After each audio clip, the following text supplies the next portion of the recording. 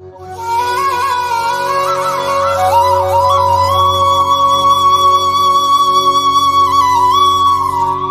சேனலை இதுவரை சப்ஸ்கிரைப் பண்ணாதவங்க சப்ஸ்கிரைப் பண்ணிக்கோங்க. அப்படியே பக்கத்தில் இருக்க பெல் பட்டனை ப்ரெஸ் பண்ணி ஆல்ன்ட்டு கொடுத்துக்கோங்க.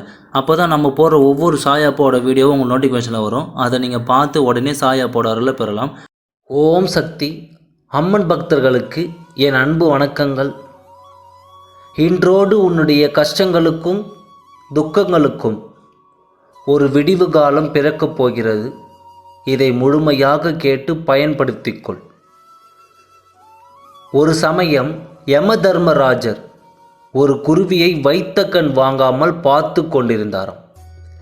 அடடா, இந்த குருவிற்கு கேடு காலம் வந்துவிட்டது என்பதை உணர்ந்த கருட பகவான் உடனடியாக அந்த குருவியை தூக்கி கொண்டு பல்லாயிரம் மைல்களுக்கு அப்பால் இருந்த ஒரு மரபொந்தில் பாதுகாப்பாக வைத்தது.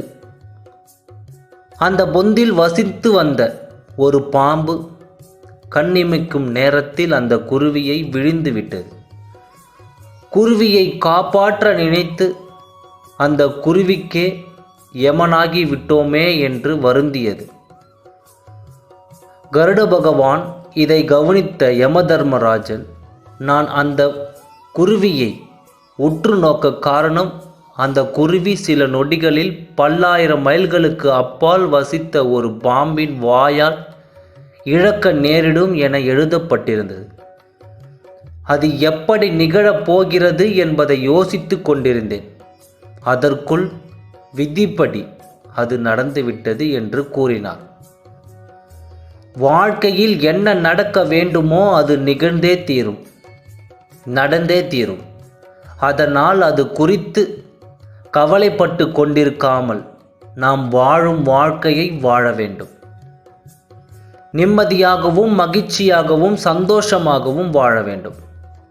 முடிந்ததை நினைத்து நினைத்து வருந்தாமல், வரப்போவதை நினைத்து நினைத்து பயம் கொள்ளாமல், இப்போது வாழும் இந்த நொடி வாழ்க்கையை நிம்மதியாக மகிழ்ச்சியாகவும் வாழலாம். வாழ்க்கையில் எது நடக்க வேண்டுமோ அது நடந்தே தீரும். நம் கஷ்டங்களுக்கான கடைசி நாள் இன்று என்று மனதார நம்பி சந்தோஷமாக வாழலாம். நம் வாழ்க்கை எப்பொழுதும் பிரகாசமாகவே இருக்கும். நம் தாய் நம் வாழ்க்கையை பார்த்து கொள்வாள். நாம் எல்லோருக்கும் விடியும் வரை தெரிவதில்லை. கண்டது கனவு என்று வாழ்க்கையும் அப்படித்தான். முடியும் வரை தெரிவதில்லை. வாழ்வது எப்படி என்று, இப்படி வாழ்வது எப்படி என்று யோசித்து கொண்டே இருக்கலாம். நமக்கு கிடைத்த வாழ்க்கையை எப்படி மகிழ்ச்சியாக வாழ வேண்டும் என்பதை யோசிக்க வேண்டும். மற்றவர்களை பார்த்து